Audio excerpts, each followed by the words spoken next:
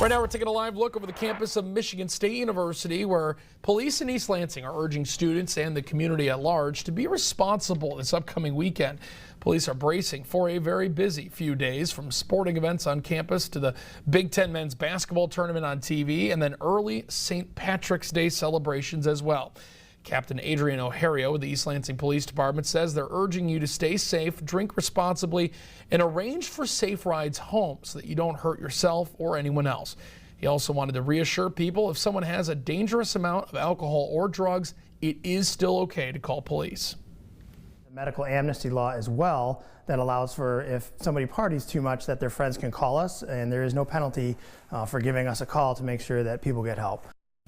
The East Lansing Police Department will have extra staff on hand during the games and on St. Patrick's Day itself as well, focusing on traffic enforcement, including impaired driving.